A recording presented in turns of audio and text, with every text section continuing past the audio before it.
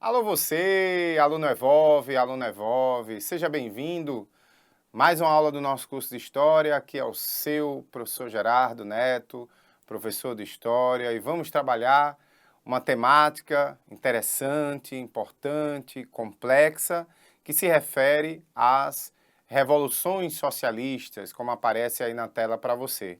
Eu dividi essa aula em dois momentos: a Revolução na China e a Revolução Cubana. Este ano, 2019, você tem ano de aniversário das duas revoluções e é possível que caia algo referente a elas. Aí vamos lá.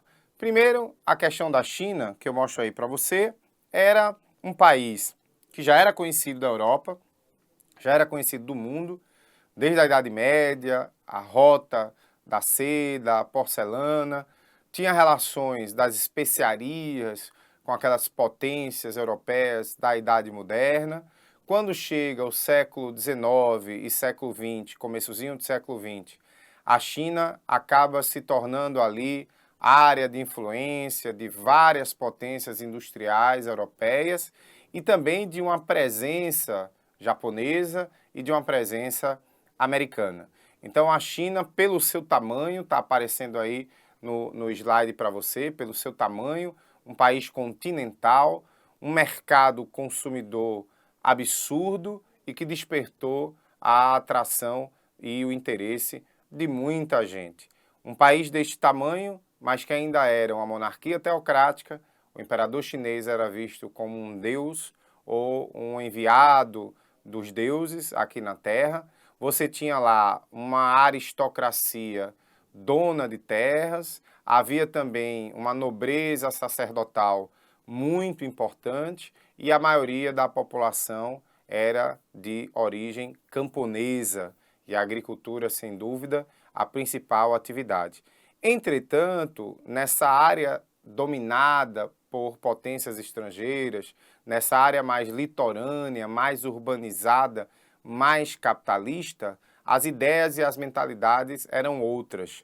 Tanto que, em 1910, 1911, um médico, líder do Partido Nacionalista, do Kuomintang, chamado Sun Yat-sen, proclama a república na China.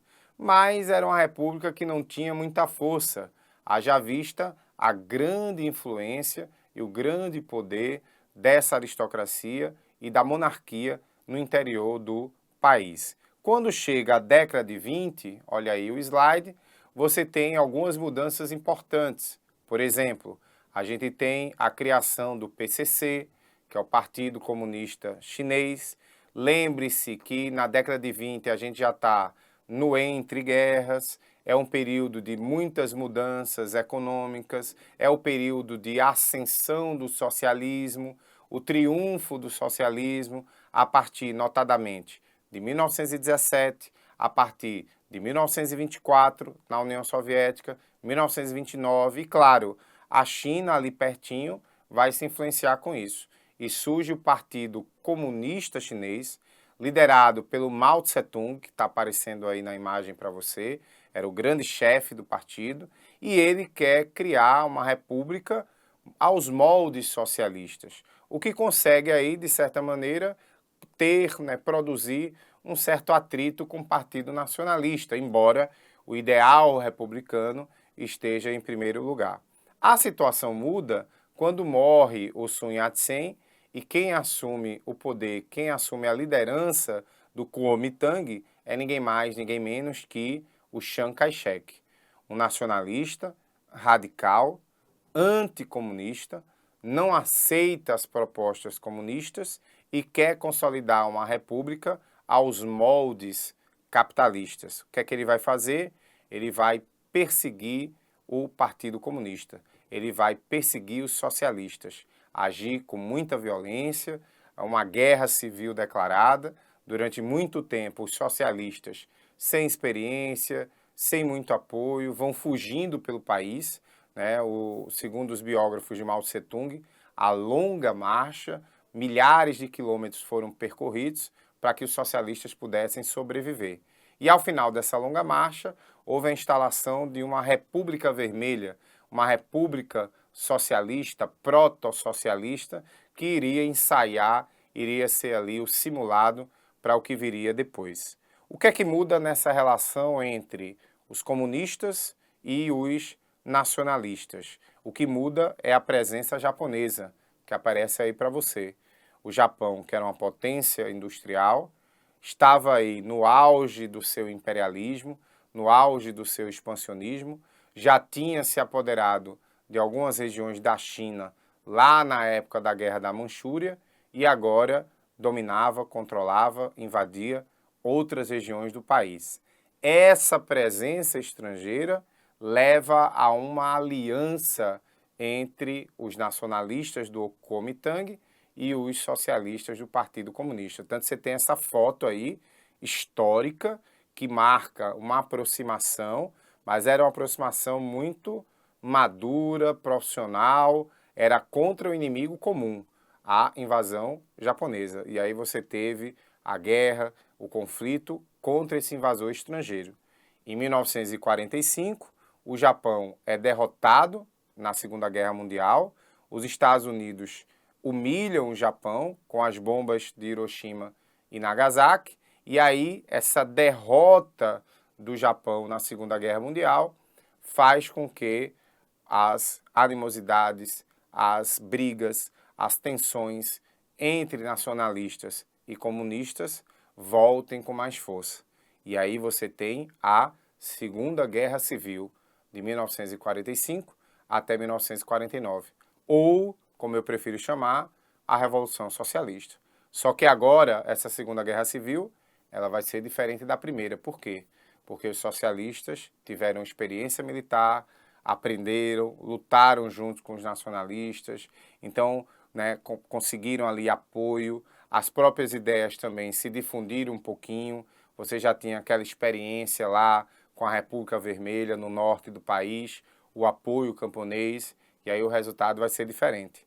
Chiang Kai-shek é derrotado, os nacionalistas fogem para a ilha de Taiwan, né, que era a ilha de Formosa, que é uma ilha capitalista, é um centro capitalista, foi inclusive tigre asiático na década de 90 do século passado e recebeu o apoio dos Estados Unidos durante a Guerra Fria. E ainda hoje não é reconhecido pela China popular a China socialista. Pois bem, em 1949, os comunistas derrotam os nacionalistas e sobem ao poder com a liderança do Mao Tse-tung, o grande timoneiro. Só que Mao Tse-tung, ao chegar ao poder, ele vai instalar uma ditadura muito inspirada no stalinismo. Mao Tse-tung, ele era praticamente fã de Stalin, estava ali juntinho, né, coladinho da União Soviética. O maoísmo é uma cópia quase do stalinismo, então esse início ia ser muito inspirado no socialismo da União Soviética, no stalinismo. Então você vai ter a censura, a perseguição, a repressão, né? A estatização da economia, um grande programa de reforma agrária, que é essa plataforma socialista, né? Que é essa plataforma comunista. Vai haver uma tentativa de industrialização, que é o que a gente chama de o grande salto para frente. Só que esse grande salto para frente ele fracassou, né? O Partido Comunista boicotou, muitos acharam que Mao Tse-tung estava traindo os ideais socialistas. Outro detalhe também, você teve aí, né, um país com 1 bilhão, mais de 1 bilhão de pessoas naquela época, um país quase agrário, essencialmente agrário, necessitando do trabalho manual, trabalho camponês. Você falar em industrialização, você falar em mecanização, é você jogar milhões de pessoas no desemprego. Então, o Mao Tse-tung não encontrou essa medida de você ter avanço industrial, tecnologia, modernização, sem causar um grande número de desempregados. E outro detalhe, nós tivemos também o rompimento com a União Soviética, que foi responsável por esse fracasso do grande salto, que não foi nem um pulinho, né, não foi nem, né, um pequeno saltinho. Por quê?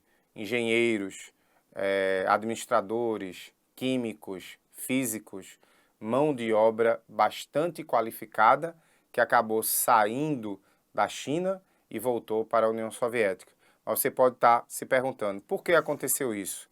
E aí eu falo para você, isso aconteceu porque em 1953 morre Joseph Stalin. E quem sobe o poder é o Nikita Khrushchev, ou Nikita Khrushchev. E ele começa um processo chamado de desestalinização. Então ele vai abrir a caixa de Pandora, ele vai como é que chama? Abrir o celular, né? Ter a senha lá do celular de Stalin, vai abrir o arquivo e vai escancarar tudo que Stalin fez. Ele vai dizer mais ou menos assim: é verdade que a União Soviética se tornou uma grande potência, mas a um custo muito grande. Ele revela a ditadura, a violência, o Stalin sanguinário e muita gente se decepciona com isso. A China foi um desses países, só que a China não aceitou a desestalinização, não concordou e a partir daí rompeu com a União Soviética, se tornando uma segunda referência dentro do bloco socialista. É por isso que a China, ela está ali, você vai ver aí no slide, ela está ali ligada, antenada com a Guerra da Coreia. Já é uma certa iniciativa de mostrar o seu poder, mostrar a sua influência, mesmo antes da morte do Stalin, né? Mesmo antes de você ter essa rixa com a União Soviética. Quando Stalin morre, que começa essa desestalinização, as informações chegam lá na China e muita gente começa a comparar. Eita, o maoísmo é parecido com o stalinismo?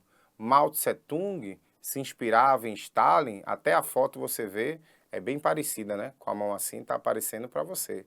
Então muita gente na China começa a perceber que a ditadura stalinista ela é semelhante à ditadura maoísta, que o governo de Mao é semelhante ao governo de Stalin e começa a ser contra o governo, começa a se colocar contra o governo, a fazer manifestações, protestos. O governo então teve que agir.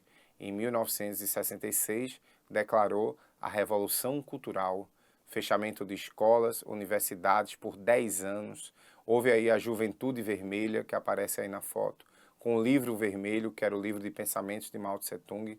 Houve esse expurgo da oposição, essa violenta repressão, e muita gente que era contra o regime ou foi assassinada ou foi exilada. Mao Tse-tung se mostrou, mais uma vez, um grande ditador, sanguinário, mas foi o responsável, pelo menos para uma fase, para um grupo, uma espécie de superação do que era a China na época ali do começo do século XX. Mas o grande responsável pelo crescimento da China é um cara chamado Deng Xiaoping, que vai assumir o poder com a morte de Mao Tse-tung um tempo depois. Mas aí eu deixo para os meus colegas de geografia que vão analisar isso muito bem com você. Vamos agora aos testes para a gente aprofundar esse conteúdo. Veja lá. Primeira questão, acompanhe comigo, olha aí na tela, está mais ou menos assim. No ano de 2018, tem-se visto uma guerra de taxas comerciais entre Estados Unidos da América e a República Popular da China. Este país, com regime comunista, instaurado em 1949, tem crescido economicamente com as maiores taxas do mundo. Acerca da Revolução Chinesa, liderada por Mao Tse-tung, assinale a alternativa correta. Vamos lá. Letra A. O processo revolucionário foi liderado pelo Partido Socialista, junto com os sindicatos do movimento operário que, aproveitando a aliança com o Japão, derrubaram a monarquia de Pequim após a Segunda Guerra Mundial. Verdadeiro ou falso? Olha, tá falso. Você tem vários erros aí. Primeiro, não havia na China esses sindicatos do movimento operário. A China era um país agrário, né? Essa força operária não fez parte do processo revolucionário. Você vai ter essa força operária participando da Revolução Russa. Acho que aí o autor da questão quis confundir você. Outro erro aí também. Não houve essa aliança com o Japão. Também é outro equívoco. A gente viu que a invasão do Japão é que levou à união de nacionalistas e comunistas contra a invasão estrangeira. Então o Japão era inimigo da China. E outro detalhe também, não derrubaram a monarquia dessa forma, né? Então não houve essa derrubada, a proposta republicana ela foi se consolidando, não houve ajuda do Japão, mais ou menos, mais uma vez, eu tento enfatizar isso para você. Então, letra A está falso. Letra B tem assim, a Revolução Chinesa ela foi constituída lentamente e contou com uma fase pré-revolucionária e educativa, que ensinou os chineses a lutarem por seus direitos. A conscientização geral promovida fez da China um país de cidadãos criativos, inovadores e que sabem utilizar da liberdade para promover a nação. Claro que está falso, né? Não tem nem o que comentar. Veja, lembra um pouquinho um processo que iniciou com Cuba. Também não tem nada a ver com a China. Cuba houve essa experiência de Serra Maestra, onde a população foi tendo consciência dos seus direitos, mas não dessa forma fantasiosa como está na letra B. Vamos ver aí na letra C. O processo revolucionário comunista foi lento, utilizando-se de táticas de guerrilha e do apoio do movimento camponês, para derrubar o regime apoiado pelos norte-americanos. Verdadeiro ou falso? Verdadeiríssimo. Resposta é a letra C. Havia sim esse apoio dos Estados Unidos com a monarquia chinesa. E outro detalhe que eu chamo a sua atenção. A grande força revolucionária não foi o operariado. A grande força revolucionária da história contemporânea foram os camponeses. Todas as grandes revoluções, sejam revoluções socialistas ou sejam revoluções liberais, elas só aconteceram porque tiveram a participação do movimento camponês. Revolução Francesa, Revolução Russa, Revolução Chinesa, Revolução Cubana, para citar as mais importantes. Então a resposta está na letra C. A letra D, vamos ver o erro aí, né? Os dirigentes da Revolução Comunista Chinesa afastaram-se do modelo econômico marxista ao buscar desde o início construir um Estado em que se conjugam os princípios da livre iniciativa com a socialização da economia industrial. Olha, está falso, não houve esse afastamento, né? Na verdade, o que Mao Tse-tung fez foi adaptar, ajustar muita coisa que Marx falava e também o que Mao Tse-tung fez foi pegar emprestado, ter como referência o stalinismo, que estava ali do lado, estava ali bem próximo, né? Era fácil dele copiar, dele se inspirar. Então a resposta mesmo vai estar na letra C. Vamos aí para a nossa segunda questão. Veja lá. Em 1949, uma revolução comunista tomou o poder na China.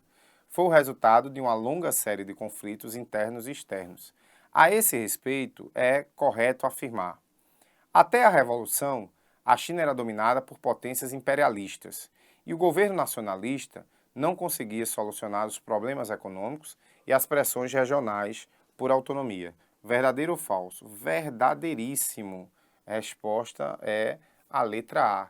Essa era a dificuldade do governo nacionalista, do projeto nacionalista, em, ao mesmo tempo, trazer respostas para as demandas da sociedade, que queriam liberdade, que queriam autonomia, frente à monarquia teocrática, coisa que só vai acontecer muito tempo depois, e nem vai, né? Porque a China vai se tornar uma ditadura. É curioso isso, né? Como a gente percebe essa repetição na história. Uma certa sociedade subjugada e submetida a um governo extremamente autoritário. Após uma revolução, o que é que acontece com essa sociedade? Ela acaba entrando num novo governo autoritário. É impressionante isso, parece que a história se repete. Então a resposta mesmo é letra A. Vamos ver o que está errado nos outros pontos. Tem assim: os comunistas foram liderados por Chiang Kai-shek, que se aliou a Mao Tse-tung contra as potências imperialistas. Falso, porque os comunistas eram liderados por Mao Tse-tung. Chiang Kai-shek ele era nacionalista, tá? Erro da letra C. As tropas comunistas de Mao se organizaram a partir da China nacionalista, fundada em Taiwan. Falso também. Vou até grifar aqui para você. Né? Não, essa China nacionalista ela surge depois da chegada de Mao ao poder. E não é reconhecida até hoje pela China popular, que é como a gente se refere. Os Estados Unidos, letra D, se aproximam do governo imperial chinês, impedindo a substituição do regime por uma república nacionalista. Então, falso. Eles até se aproximam. Na verdade, eles já eram parceiros, mas não foi suficiente para impedir a Revolução Chinesa ou a instalação do governo socialista de Mao Tse-tung. E o erro da letra E, as potências capitalistas consideraram imediatamente o governo comunista de Pequim como representante do povo, também falso, imediatamente. Não, demorou um pouquinho, né? Houve a necessidade aí de uma longa conversa. Quem intermediou isso foi a ONU, que é criada após a Segunda Guerra Mundial também, em 1948. Então não foi o erro aí, é de imediata aceitação. Resposta mesmo vai estar na letra A. Vamos aí à terceira questão, veja lá, está mais ou menos assim. A vitória da Revolução Comunista em 1949 na China, que não era esperada pelos Estados Unidos, desequilibrou a conjuntura da Guerra Fria. A revolução resultou da retomada das lutas entre comunistas e nacionalistas chineses após o final da Segunda Guerra Mundial. Tinha também fundamentos históricos, como as relações entre camponeses e grandes proprietários rurais e a luta pela unificação do país contra o invasor estrangeiro. Em relação às disputas internas pelo poder na China, assinale a alternativa correta, letra A. O Partido Kuomintang, também chamado de Partido Nacional do Povo, foi liderado por Mao Tse-tung e conquistou o poder em 1945. Verdadeiro ou falso? Falso, né? Ele era liderado por Chiang Kai-shek, né? E Mao Tse-tung só vai conquistar o poder em 1949, após a vitória na Segunda Guerra Civil. Letra B, vamos ver aí. A Revolução Chinesa mantém, até os dias atuais, o respectivo ideal socialista inalterado. O país segue isolado do capitalismo global. Verdadeiro ou falso? Está falso, dois erros aí. O princípio socialista inalterado e isolado, não. A China é a segunda maior potência do mundo. Muita gente fala que a China ela não é comunista, não é socialista no sentido econômico da palavra. É uma espécie de capitalismo de Estado. Eu mesmo já escutei a expressão socialismo de mercado. Então a China é um grande milagre, né? Uma grande complexidade. Então ela não está isolada, é a segunda maior potência do mundo, e esse ideal socialista ele não foi inalterado, muito pelo contrário, ele se transformou. Mao um pouquinho ainda no poder, Deng Xiaoping logo depois, e também outro elemento que a gente não pode desconsiderar é a influência do confucionismo. Não é uma religião, é muito mais uma filosofia que se misturou ao socialismo e é responsável por muitas características, muitas tradições, muitos princípios, muitas posturas da sociedade chinesa. Tá claro? Então a resposta, né, está falsa aí a letra B. Letra C. O grupo denominado Kuomintang, após sofrer a derrota para o Partido Comunista Chinês em 1949, refugiou-se na ilha de Formosa, Taiwan, na República Popular na China, de orientação socialista. Olha, tá falso aí, tem duas situações aí. Vou botar aqui, né, que tá falso, porque assim, dá a entender na ilha de Formosa, Taiwan, na República Popular da China de orientação socialista. Na verdade, a gente está falando de dois países. A República Nacionalista é uma coisa e a República Popular Socialista é outra coisa. Então, os derrotados, eles vão para Taiwan, eles fogem para Taiwan, recebem ajuda dos Estados Unidos, ajuda financeira inclusive, e não são reconhecidos pela China. Esse é o ponto. Então, tá falso aí a letra C. Letra D. A Revolução Chinesa levou o país a adotar o socialismo soviético. Tropas soviéticas enviadas ao país foram determinantes para a vitória dos comunistas chineses contra Chiang Kai-shek. Falso, não houve isso. Essa aproximação, essa inspiração com o stalinismo, ele vai surgir depois que Mao está no poder. Quem vence a Revolução Chinesa, quem vence a Guerra Civil são os chineses, com a experiência adquirida, não houve esse apoio da União Soviética a princípio. Então, letra D também está falsa e resposta parece ser mesmo a letra E. Durante o período da Segunda Guerra Mundial, quando o Japão invadiu a China, os partidos chineses adversários Kuomintang e PCC foram aliados contra a invasão estrangeira. Verdadeiro. Era uma aliança provisória, que não se sustentava, diga-se passagem. Era uma aliança que todo mundo sabia que mais cedo ou mais tarde iria se acabar, como se acabou quando o Japão foi derrotado, quando o Japão foi humilhado pelos Estados Unidos após ali as bombas atômicas de Hiroshima e Nagasaki. E aí, com a saída do Japão, com a derrota do Japão, as animosidades, os atritos, o clima de tensão recrudesce, volta com mais força entre nacionalistas e comunistas. Então a resposta mesmo está na letra E. Vamos aí para a nossa quarta questão. E aí tem mais ou menos assim. Com a rendição do Japão aos aliados em 1945, reiniciou-se a Guerra Civil na China. Chiang Kai-shek não conseguiu deter as ofensivas do PCC, apesar da ajuda que recebeu dos Estados Unidos. Os comunistas entraram em Pequim em janeiro de 1949 e no dia 1º de outubro proclamaram a República Popular da China com Mao Tse-tung como dirigente supremo. O ano de 1952, o general Fulgêncio Batista liderou o golpe de Estado e implantou uma ditadura em Cuba. Grupos rebeldes, liderados por Fidel Castro e pelo argentino Ernesto Che Guevara, instalaram-se no território cubano de Serra Maestra, de onde lançaram um movimento de guerrilha. Em janeiro de 1959, os guerrilheiros tomaram o poder. Esses movimentos de 49 e 59, veja, já o enunciado traz aí um pequeno resumo da Revolução Cubana, que é um assunto de uma outra aula, então não tem problema, mas ele mostra como a dinâmica desses dois movimentos. E aí vamos ver o que é que se refere aí ao movimento de 1949, que é o que interessa pra gente. Aí veja lá, acompanhe comigo. Tem mais ou menos assim. Letra A. Manifestaram de imediato sua adesão ao bloco socialista soviético. Verdadeiro ou falso? Olha, tá falso, tá? No caso da China, ela vai um pouquinho depois, certo? Quando existe realmente uma certa aproximação ali com o Pacto de Varsóvia, com o Comecon, e com Cuba não, vai demorar ainda só na crise dos mísseis. Mas aí, de novo, a gente vai ver na aula de Cuba. B.